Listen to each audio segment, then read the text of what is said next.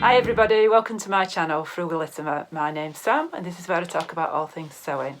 Today's video is how to hack a top into a tiered dress or a buffet dress. I'm using a ruffle sleeve top, which is the one that I'm wearing here, and this is a free top from Peppermint magazine, and all I'm doing is showing you how to add tiers to it to make it into a dress. First of all, I'd just like to say thank you to everyone who's subscribed so far. If this is the sort of video that you like, please consider subscribing or liking or commenting below. It all helps YouTube show my videos to other people. And thank you so much to anybody who's contributed to my coffee account as well. That's really kind of you. If you're new to my channel and you've not seen any of my videos before, then I bring out videos usually 3 times a week. Usually on a Sunday I bring out pattern reviews or book reviews or makes and that sort of thing. Midweek I usually bring out videos like this, either sew-alongs or hints and tips and tricks. And then on a Friday I do Frugal Fridays. That's generally where I'm looking at free patterns. And recently I've been looking at the Great British Sewing Bee, reviewing that and finding free patterns to match with the patterns that the contestants have used. And that's where this video comes in, because this was from the very first episode of the latest series of Great British Sewing Bee, where they made buffet dresses. I think it's a new term to quite a few of us in the sewing world, and essentially it's just a tiered dress and quite loose fitting. And in my review video then I talked about hacking a top into a dress and how easy it was. So this is this video that I've been promising for a couple of weeks now. I've made the top, I've made a long maxi dress, and then I've made this shorter sort of tiered dress as well, just to demonstrate how easy it is. So I am calling it a sew-along in that I'm showing you each process, but you're not actually showing you the actual sewing, because I think that's a little bit boring. But I am showing you what processes that I've gone through to achieve this dress. So there is some assumed knowledge of sewing in this. I'm not showing you how to sew. It's quite easy, it's quite basic, there's no fastenings apart from some ties at the back, but I will refer to some videos that I've made previously for certain techniques rather than going into each technique in depth, because it would make too long a video for you. So essentially what I've done is use the ruffle sleeve top, which is a free one from Peppermint magazine.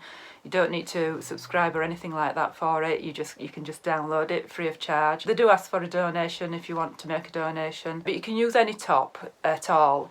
So for example, I use this one as an example in my original video, and this is a new look pattern, and there's just a little button pattern in it at the back of there. But what I suggest you do is find a top that fits over your head quite easily so that you don't have to do any fastenings. So this is a V-neck, and the original pattern has facings on it, but I've omitted the facings and replaced that with bias binding. You can of course use facings and completely follow the pattern as is. I've just made a few alterations to it because I prefer a bias bound neckline on a V neckline. So the extra videos that I refer to throughout this video is how to make your own bias binding, how to put bias binding around a neckline, how to do a rolled hem on an overlocker, and all these things you can pick and choose. You can just follow the instructions that are in the ruffle sleeve top. You can ignore that if you want. I just thought it'd be interesting to try some different techniques to what are written in the pattern to show you that you can mix and match and do whatever you like within it. So what I suggest you do first is find some inspiration as to what you want your finished dress to look like. So I found my inspiration on the Great British Sewing Bee series, and I appreciate not everybody can watch that. But if you watch my video, you'll see all the different dresses that were made in that video. I kind of loosely based it on several of the dresses because I prefer a V-neck. But Laratu made a dress very similar to this, but it was round-necked.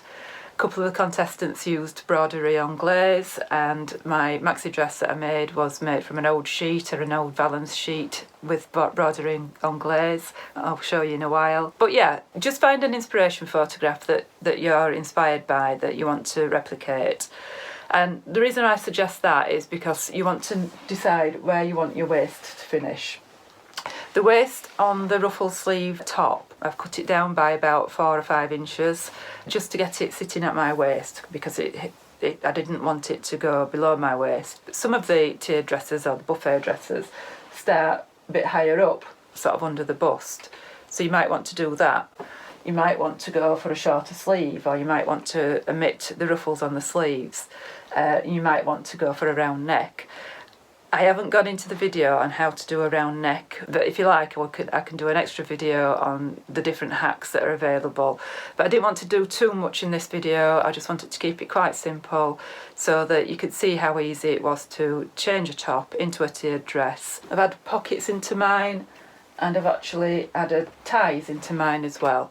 All of these things you can miss out or you can add in depending on what you want to do. So I'll show you the picture of the inspiration that I've taken it from. It's more or less similar to the spring dress by Nina Lee, but obviously not an exact copy. I've not seen that dress apart from vague pictures of it. It's got two tiers, one shorter at the bottom, and we've got the ties. The Nina Lee one has actually got ties up here as well, which I omitted. And so you need to just decide on the length that you want your dress to sit at and how much gathering that you want.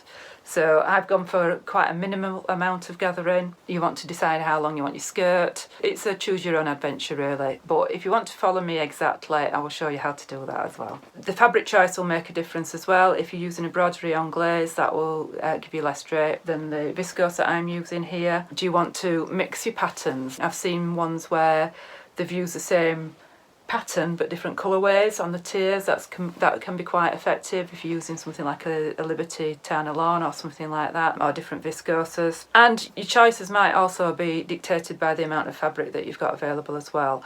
I had 3 meters of this viscose and I didn't use it all. I've got about 1 meter left because originally I was going to go for a maxi version, so about 3 meters, but in the end I decided I wanted it to be knee length. Having tried on the maxi version, on the first version, I decided that I wouldn't wear so much fabric. It was too much for me. Maybe if it was sleeveless, I might do, and it was a more draping material. But the one that I originally made, it would just, I felt like Miss Havisham on it. Decided to go knee length and keep out off the maxi. The size of the ties, again, that's down to you. Do you want it to wrap round twice? I've just done each tie round about my waist length, so 31 inches, and I've cut them by 4 inches wide. And that just gives me enough to tie at the back without them being too long. Seam allowances in this I've kept to 3/8 of an inch, which is round about a centimetre. And I opted to do the hems on the sleeves. It's a rolled hem on the serger.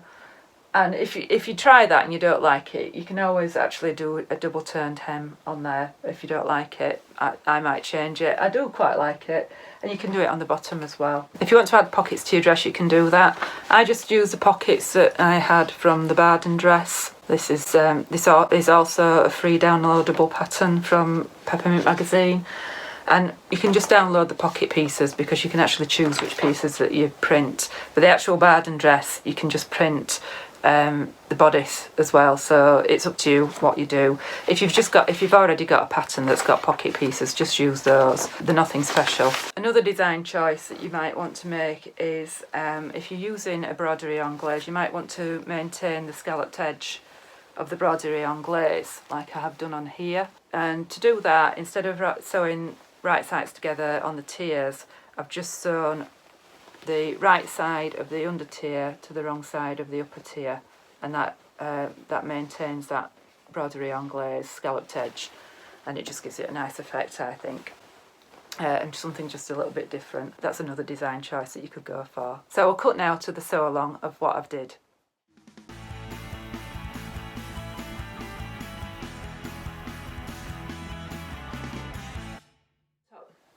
So this is a ruffle sleeve top, made up as it is, straight out of the packet, no alterations. So if you're going to make it into a dress, you want to decide where you want the dress, the ruffles to start. Do you want it to start at the waist, like some of them do? Do you want to start it under the bust? I'm going to go for starting at the waist, so I'm just going to measure there as to how much I need to take off. So from if you just bend yourself, you can tell where your waist is. From my waist down to the hem there, I've got 5.5, 6 inches. I know I need to take off about 5.5, 6 inches off the bottom. And then to decide how loose you want it, this is quite A-line. It comes out quite A-line on the pattern pieces, you'll be able to see. So do you want it that loose, or do you want it to come in a little bit? I'm probably going to take it in about 1.5 inches, something like that. And then you just need to decide how long you want it. So starting from the point of where you want your top to finish, which for me is the waist, you need to measure down. And what I do is, if I'm on my own and I haven't got anybody to help me measure, is put the bottom of the tape measure, I'm hanging that down towards the floor, so that way I can read from the top what I am rather than bending down. So I'm going to place the other end of the tape measure to the point where I want the dress to start. That's telling me it's 44 inches. And then you just divide that by the amount of panels that you want. So do you want 2 panels or do you want 4 panels? So if you want 2 panels, they will be 22 inches long. And likewise, if you want it to end at the knee, just measure it off to the knee and up to your waist or under the bust, wherever you want it. Again, I'm wanting it to go to the waist, so that's measuring 23 inches. And then again, how many panels do you want? Do you want 1 panel or do you want 2? Do you want the panels to be even? And then you've got to divide that by the amount that you want, and then add seam allowances and decide whether you want a large hem or a small hem. How that makes a difference. So it's simple calculations and the design is down to you. So what I'm going to do is tell you what I've done, and then you can either follow exactly the same or you can make your own decisions. So grab your original pattern pieces. Ideally you will have made up a toile to make sure that everything fits okay the way that you like it. And then what I suggest you do is trace off your originals, so that you keep the integrity of the original pieces. So trace off the originals and then do any alterations onto your traced parts. So you can see here that I've actually shortened these pieces. After making a toile, I'm going to shorten them again by another inch.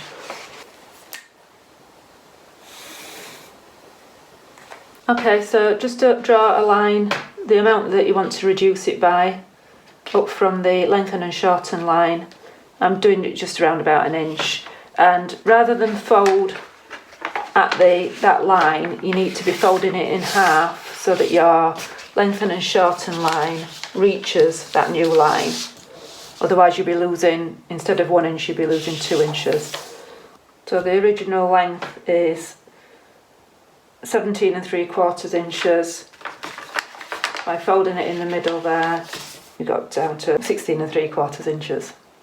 Hopefully you can see that. So you do that for however much you want to lose from the original pattern. The original pattern has already been shortened. I wanted to bring it up a little bit at the waist. I'm also wanting to bring the side of this back piece in by about 1 inch, 1.5 inches. So rather than just chewing it and then doing it again, I'm going to do that all together at one time. And just grading it up to where the arm size. So the front, I've already shortened it. Got the bust dart here, which just adds a little slight complication for bringing it in, but nothing too much. If you just fold your darts together and bring it down the way that the dart's supposed to be folded,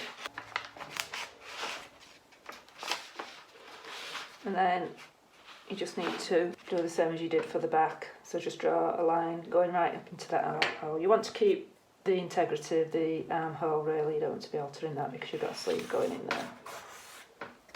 Snip it off.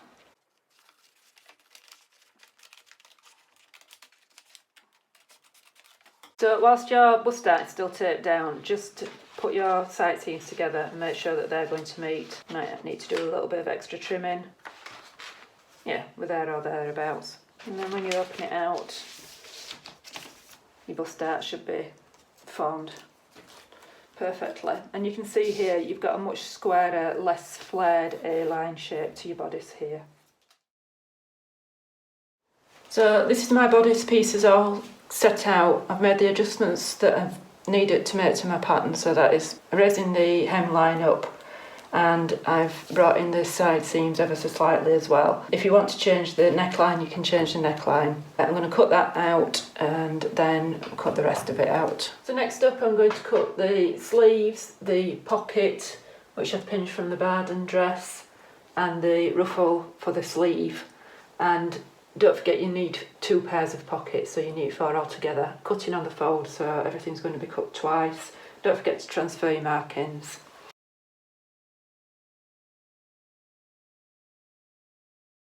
So now we're on to cutting out the tiers, and my fabric is only 140 wide, which is around about 54 inches, something like that.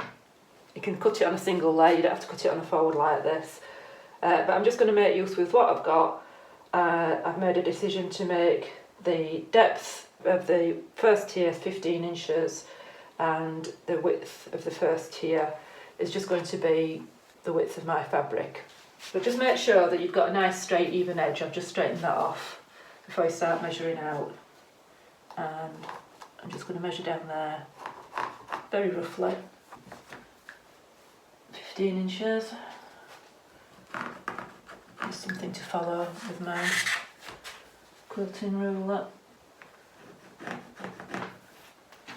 You probably can't see this on camera, but I can see it. So I'm just going to go straight in and cut it. You can make a template out of paper. If you're going to make it again, you can do that.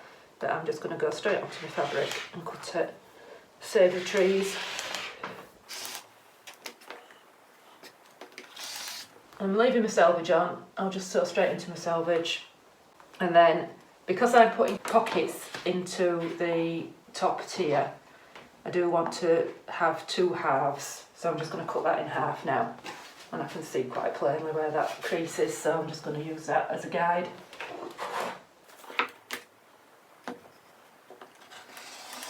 Any more tiers that you do, or I do, they're going to get bigger, so they're going to need to be cut on the single layer. So I've just swapped around my cutting mat so that I can get it on the length of the table without it hanging off. So my second tier is going to be 10 inch deep, and it's going to be in total 80 inches. Now obviously my fabric's not wide enough for that, so I'm going to have to do 2 panels of 40. So I've just measured down 10 inches and I'm just going to cut across here for 1 lot of 40. The end of that tape measure's telling me where the 40 is.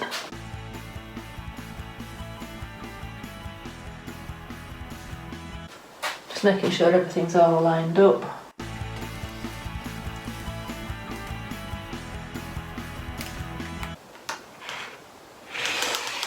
That's half of my ruffle cut out. I need another one like that. And then if you're wanting waist ties, you need to cut some waist ties as well. Okay, so I've got everything cut out now. You've got your front bodice, the back bodice here, 2 sleeves there. Those are your 2 sleeve ruffles, 4 pocket pieces. And then we've got the top tier of ruffles there, which the pocket pieces are going to go on the inside of there. I've got my bottom ruffle here, which is narrower. And then I've got 2 waist ties here. And then I've just cut out an 8 inch square for bias binding around the neckline. And I've just cut that on the diagonal in preparation. That's all my cutting done now. I don't need to cut anything else out. We can go straight onto the sewing. So, start with the sewing. I'm going to sew the bust darts on the bodice, sew the shoulder seams together, and then I'm going to insert the sleeves on the flat and sew the side seams up. But before I sew the side seams up, I'm going to sew these ties up and I'm going to insert these into the side seams. So that's the step. I need to remember to do that. They can go in the side seams of the top tier as well, but because the pockets are going in there, I prefer them to go into the side seams and pull it in at the side seams. And then your next step is to attach the pockets to the top tier. Sew those 2 side seams up and then sew the side seams of your bottom tier. Attach it to your top tier. You will complete the bias binding around the neckline before you put your skirt onto the bodice. And then you will attach the entire skirt onto the bodice, and you can actually hem the skirt before you put it onto the bodice as well. That's just a little bit easier. So that's the steps that we're going to take.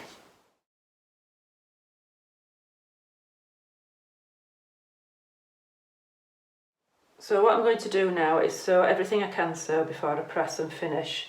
So that is my bust darts, right sides together and pinned towards the apex. So I'm going to sew my bust darts and then going to sew the pockets into the side seams of the top tier.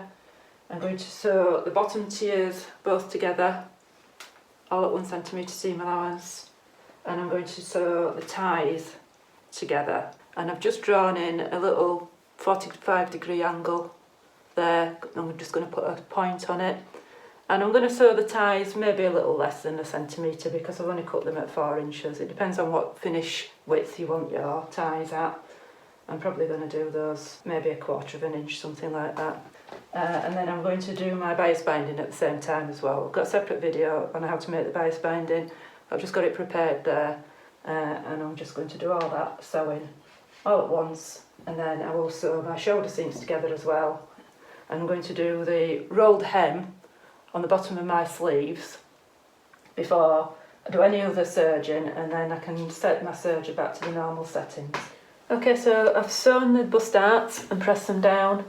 I'm just about to sew the shoulder seams together at 1 centimetre, 3/8 of an inch. And then I've actually stay stitched around this neckline as well whilst I was at the sewing machine. I'm going to make my own bias binding. I've got a video about that showing you how to do it. I'm going to put the bias binding in, and I've got a video showing you how to put the bias binding in on a V-neck, but I will very briefly talk you through it, and then you can go back to the video for more detail for that one. So I'm going to complete all the top and then I'll come back to you. Take your bias binding. I've made some. You can use some that you've bought. You don't have to use it matching. You can use it contrast if you like. And I've just folded it in half. But again, if you've got one of those bias binding makers, you can use that as well. I'm just trying to demonstrate this without any special tools. So what you're going to do is you're going to go right sides together with the raw edge of the bias binding to the raw edge of the neckline. And you're going to go all the way around the neckline. And then you're going to do a special fold there to get it round that corner and all the way back round. Because I'm using the same fabric for the bias binding as I am for the top, it is quite difficult to see, so I would suggest that you go take a look at my video that shows you how to do this. But essentially you're doing your raw edges together all the way around. You're making a mark down the centre here. You're making sure that this bit of bias binding here is in line with the edge of the folded bit here before you turn it going back up here. I hope that's clear. If it's not, make sure that you watch my other video. This fabric's quite flimsy, so I've actually gone in and put a little bit of interface in there. I'm going to go in now and snip into the V without cutting through the bias binding. So you're cutting down to the stitching on the bodice of the top, but not through the bias binding. Bringing the bias binding then over to this side. Just give it a good press. Okay, so everything's pressed down around the neckline, and I'm just going to go in now, top stitch around there, just on the edge, all the way around, and that's your neckline done. Obviously you can skip this bit if you're doing the facing. I'm just doing it with the bias binding because it uses less fabric. Right, so that's the neckline all stitched in. I haven't understitched this because I don't want to overwork it. Next step is to insert the sleeves, and then we'll do the side seams. Okay, so the sun's moved around a bit now, so hopefully you can see what I'm doing here. These sleeves will actually go in on the flat, just to show you. I've sewn that one on the flat here. So if you're like me and you're not a big fan of doing all the 2 rows of gathering and faffing about, all you need to do is just pin at the seam line and then sew with your sleeve on the feed dogs. And just sew it slowly and it'll go in on the flat. But obviously if you prefer to do it the traditional way that's in the instructions, do it that way. But just to show you that that's the way I'm doing it. So these are the ruffles for the sleeves, and I've just put a pin on the bit that's not notched. And the instructions are just to do a double hem on them, which you can do if you want. I'm going to roll hem them on my overlocker. I've got a separate video of how to do that. But essentially you're just changing your overlocker settings and putting in a little converter tool. So if you do have an overlocker, this is a converter tool that you need to put in. You just sew with your lower looper and your right needle. That's the finish that I'm going to put on there. And it'll look like this when it's finished. Not sure what it'll look like, the white on there, but we'll see. So I've just done the gathers on the ruffles for the sleeve with a piece of elastic, and what I've done is measured this piece of elastic to the size of the bottom of the sleeve and stretched it out as a sewn. I'm just going to attach it right sides together like you would with any gathering, and then pin on either side, one in the middle, about there. And there are some notches there, but obviously it's the right size now, so you don't have to match it up too much, and it's just a lot less faff. And then I'm just going to sew right up to that elastic there, so it might be slightly more than the 1 centimetre 3/8 of an inch seam allowance, but it really doesn't matter because I've done a smaller rolled hem on there anyway. Right, so I've got both sleeves inserted in on the flat here. If you're going to do your sleeves the normal way and you're going to use ties, then you need to put the ties in before you sew the side seams up. So my next step is going to be sewing the side seams up, so I want to put the ties in before I do that. So I'm just measuring up about 1 inch from the bottom. This is the back. I don't think it really matters. So I'll just measure up about 1 inch from the bottom. And then I've already completed my ties, put a little diagonal on, sewn them together, right sides together, just put them about 1 inch from the bottom. And I'm just going to just tack those in on the machine before I sew up the side seams.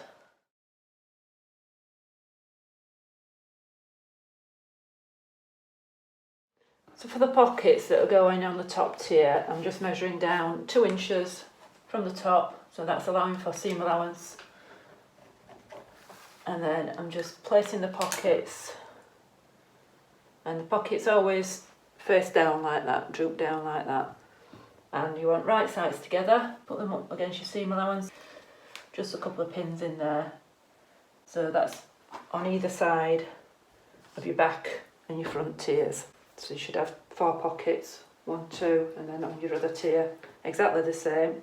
You're just going to go in and you're just going to sew those. All your seam allowances on this project are going to be 1 centimetre 3/8 of an inch. For the pockets, you're just going to sew them at around about 2/8 of an inch. So just a little bit shy of that 1 centimetre seam allowance, because then you'll go back in at 1 centimetre when you're sewing the side seams up, and then they won't show. Okay, so the pockets have been sewn on, pressed to the outside and then understitched.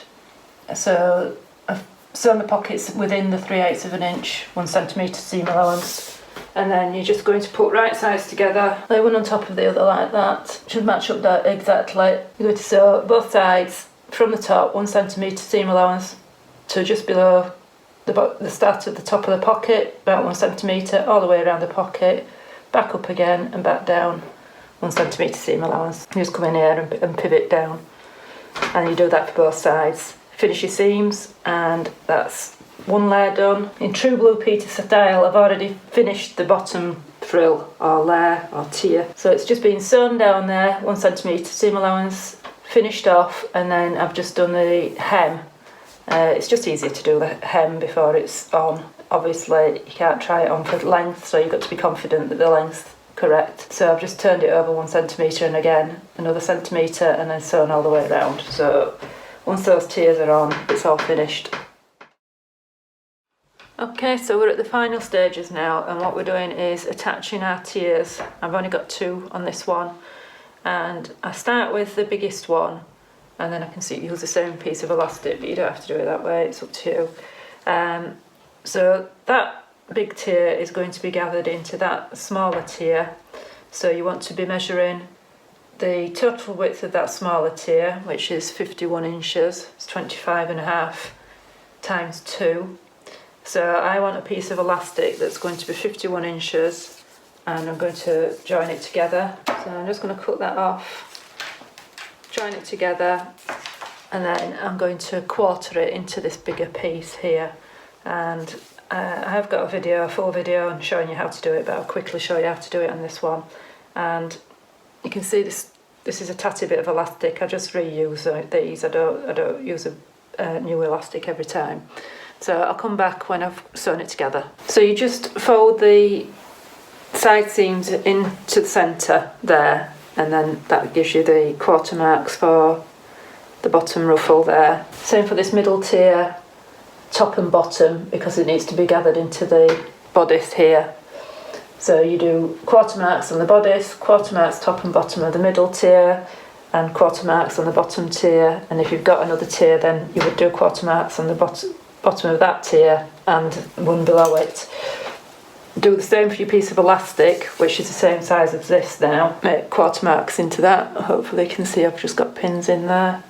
And that is then going to line up with the quarter marks on here, like this. So you've got one pin there, you've got a central pin here. You just need to make sure your elastic's not going to twist. Find your quarter mark. So it should end up looking a bit like this, which looks a bit odd, but when you stretch it out, then that tier will stretch into that elastic. And then you're just going to take it to your machine, set your machine on a large zigzag. I don't put any more pins than this in. You should put your needle down on that pin and just stretch it out to your next pin. Whilst you've got it under your machine needle, keep it hold of it, stretch it out to that next pin, zigzag on a very large zigzag stitch so you can unpick it, and then work your way around. So that's it gathered, and then I've got it right sides together with the next tier, and you're just going to sew just right up to that elastic there. So it might be just a little bit more than 1 centimetre, but you don't want to be sewing on the elastic.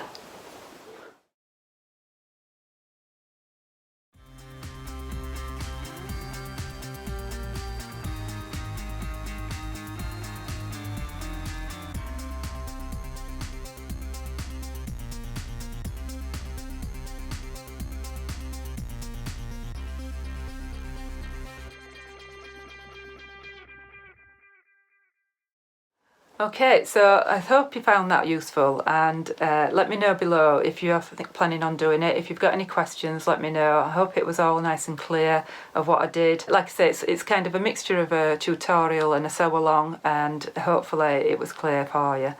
So that's it from me. Thank you so much for watching. I will speak to you later. Bye.